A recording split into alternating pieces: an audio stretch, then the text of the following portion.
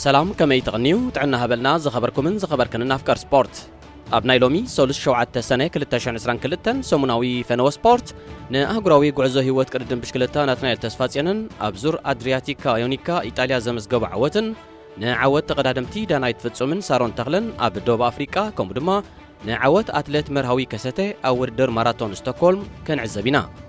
كساب فتسامي مدبنا كتكتاتلو بخبري نعدمكم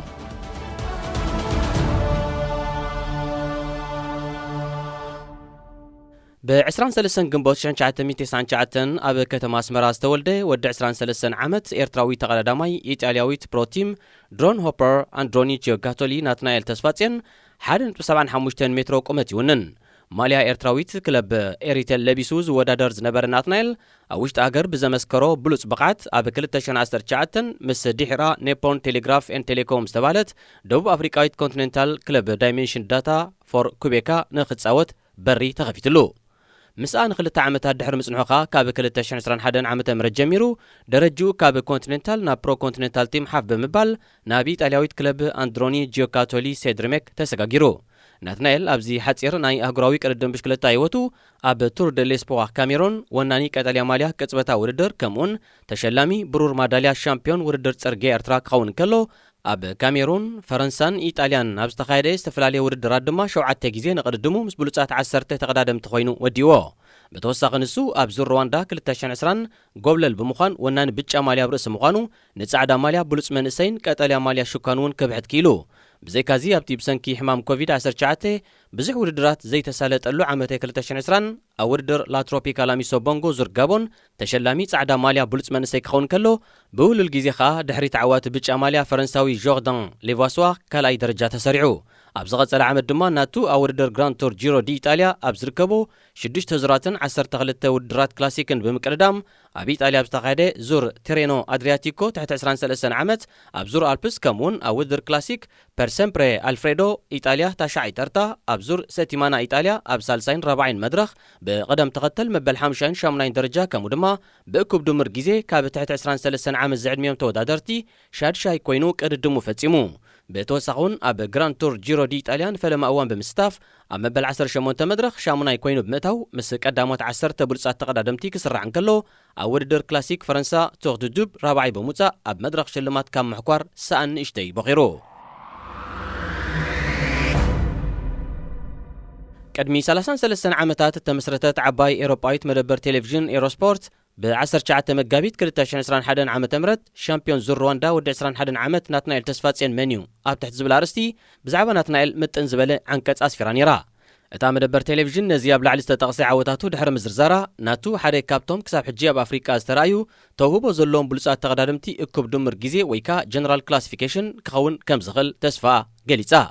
كتيلا دما ناتنايل لابي إيطاليا بستقايدة زور ترينو أدرياتيكو كلتاشان عسران حدن مس عنترات أتلتات بشكلة تعلم قتيمو بحفشة نعيني تعذبت السحب بلوس بقعات كم من صبراق حليفو أبشاد شاي مدرخ وردر أباقام فتسامو أسقاي زغوني زي عوت متقعتي كم زفن نويب محبر أتيناي مملاق فتني ولا كان عوت زبت حفري أيهاب أزي تسفو تقلاداماي نمتسان تايك قبر كم زغلقن عغمو زر أيالو أقات أمي من بارو أو كيا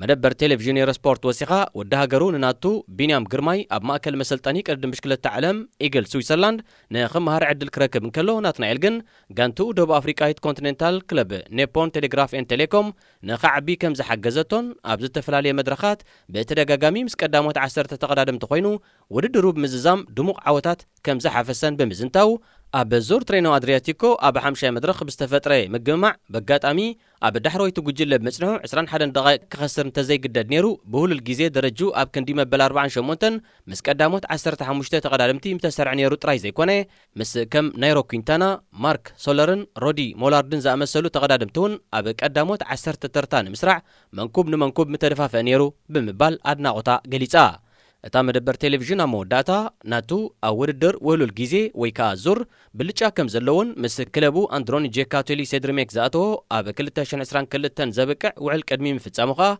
بعبيتي كلبات عالم كم زعبي تقولو كم زلون تنبياني را كم تنبيت تا مدبر تلفزيون دما ناتنايل أبزي عمت دحري زرأيو أقرام بقعاتن زحفسو ترنع وطيتاتن كاب برو كونتيننتال تيم ناب وورلد تور تيم بمسقام كاب زغصل حدش عمت مس أمريكاويت كلب تريك سيغافريدو نقصنبر باقو ترى راديو كم زلو ينقر ዳይሬክተር ፕሮ ኮንቲኔንታል ቲም ድሮን ሆፐር አንድሮኒ ጀካቶሊ ጂያኒ ሳቪዮ ብ 27 ግንቦት ድሕሪ ምዝዛም መበል 19 መድረኽ ጅሮ ኢጣልያ ዝገበሮ ቃለ መጠይቕ ናቱ ካብ 2023 ጀሚሩ ማልያ ወርልድ ቱር ቲም ትሬክ ሴጋፍሬዶ ለቢሱ ከም ዝቀዳደም መረጋገፂ ሂቡ እዩ ከም ውፅኢት ናይዚ ድማ እዚ ተቐዳዳማይ ኣብዚ እዋን ብደረጃ ወርልድ ቱር ኣብ ዝነጥፋ ጋንታታት ተጠርኒፎም ዘለው 3 ኤርትራውያን ተቐዳደምቲ ማለት መርሃዊ ቅዱስ ኣማኑኤል ገብረ እግዚኣብሔርን ቢንያም ግርማይን ካሕብር እዩ ንናትናኤል ብደርማስ ክለባት ቅድድም ብሽክለታ ዓለም ክጥመት ዝገበሮ ኣብዚ ረጊፅናያ ዘለና ዓመተ 2022 ዝተመዝገበ ዓወታት እንታይ ይመስል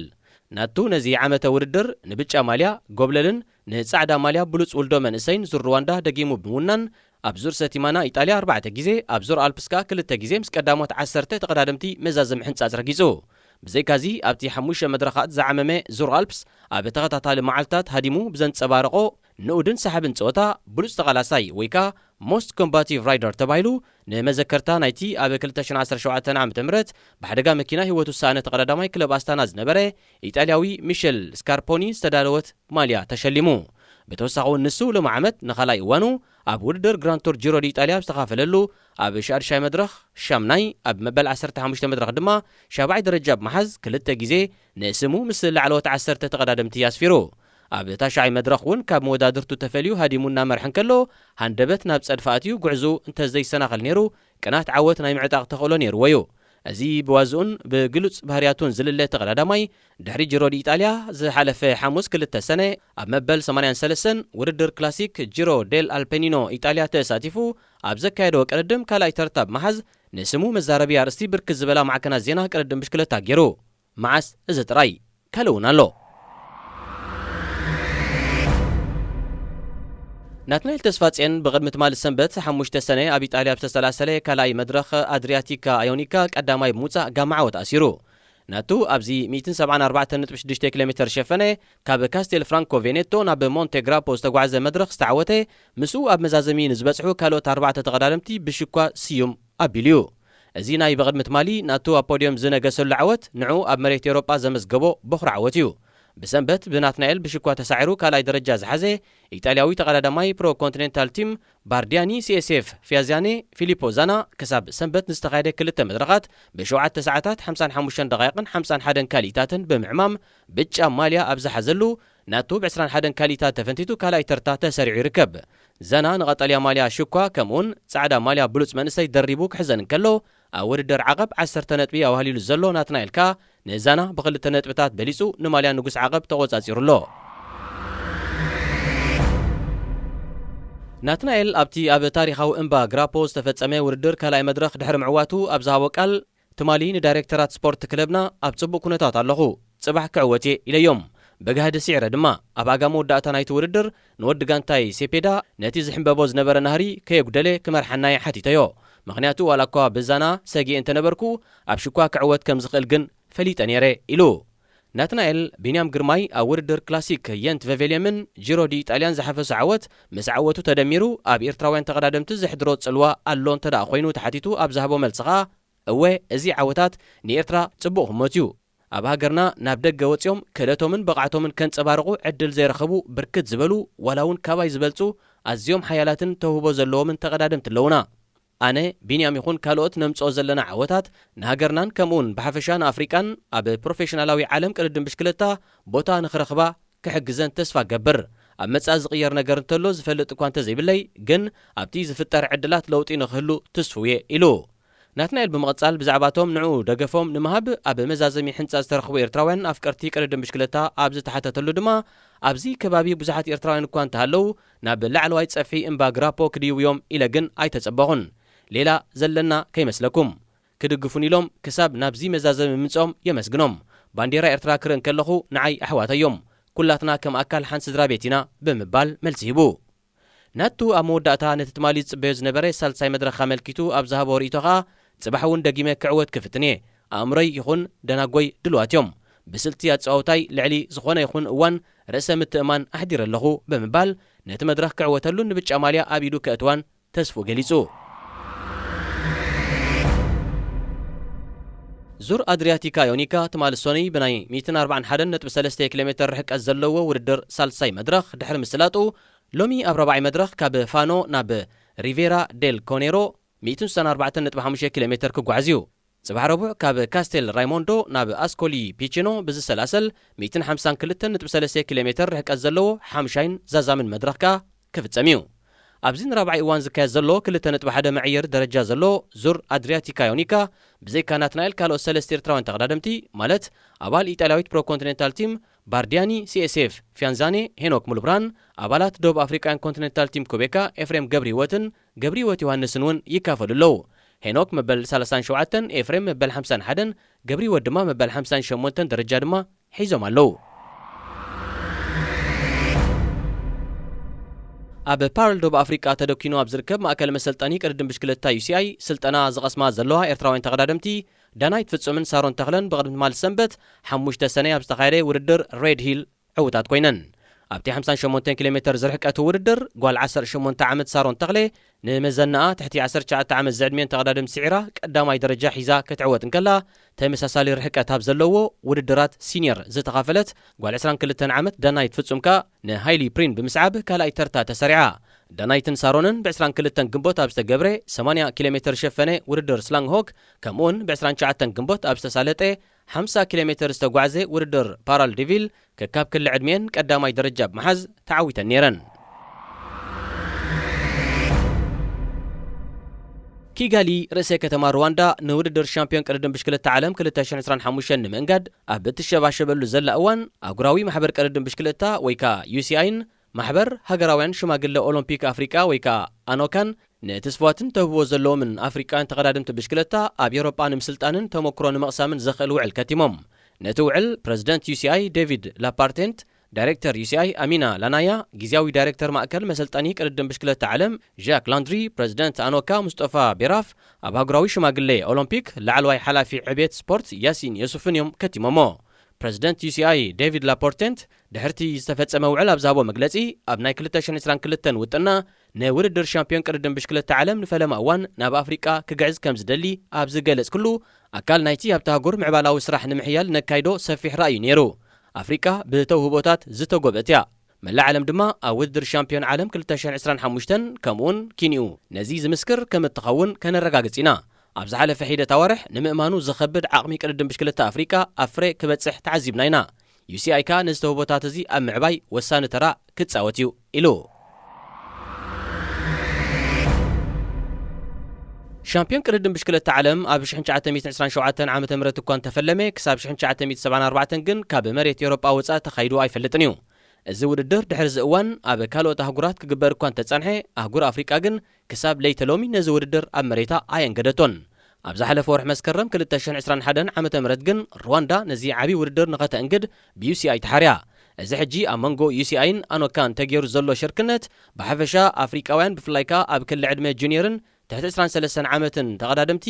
ኣብቲ ኣብ ኣህጉሮም ሰላሰል ውድድር ሻምፒዮን ዓለም ብዝተኻእለ መጠን ምእንታን ክውከሉን ተወዳደርቲ ክኾኑን ዝዓለመ እዩ። ነዚ ንምትግባር ድማ ብመሰረት ትስምዕ ተውህቦን ዓቕምን ዘለዎም ኣፍሪቃውያን ተቐዳደምቲ